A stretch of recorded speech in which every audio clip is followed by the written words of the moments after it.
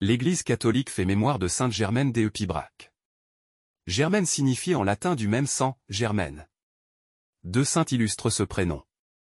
Germaine cousin naquit à Pibrac, près de Toulouse, en 1579.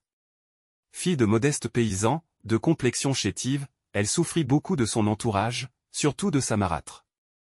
Dès l'âge de 9 ans, la petite Germaine doit, par tous les temps, garder les troupeaux. À la maison, elle se contente d'un réduit obscur. Germaine est très pieuse, on la traite de bigote. À ses railleurs, elle répond par des actes de charité, partageant le peu qu'elle possède avec les plus malheureux. Deux miracles font taire les médisants. Un jour, on constate qu'elle traverse le ruisseau sans se mouiller.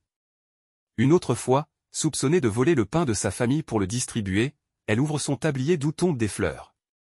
Germaine, la pauvre de Dieu, est trouvée morte sous un escalier le 15 juin 1601. Elle fut inhumée dans l'église de Pibrac, son pays natal, en Haute-Garonne. Henri Guéon, auteur d'œuvres consacrées aux saints, a produit en l'honneur de la sainte de Pibrac, la bergère au pays des loups. Germaine de Pibrac était née laide, handicapée, la main droite presque paralysée. Elle était la mal-aimée, traitée moins bien qu'un chien.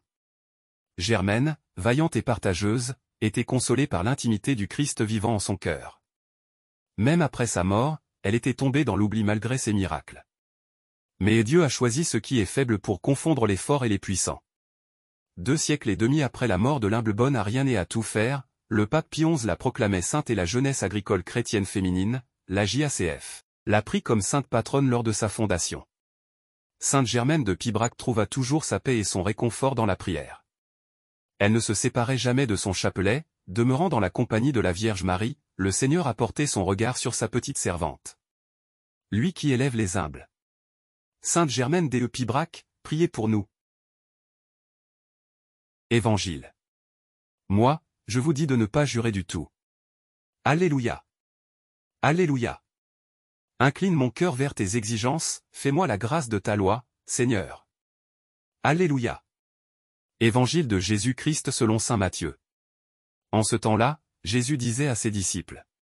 Vous avez encore appris qu'il a été dit aux anciens. Tu ne manqueras pas à tes serments, mais tu t'acquitteras de tes serments envers le Seigneur. Eh bien.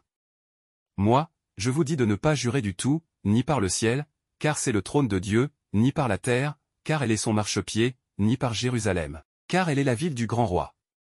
Et ne jure pas non plus sur ta tête, parce que tu ne peux pas rendre un seul de tes cheveux blancs ou noirs.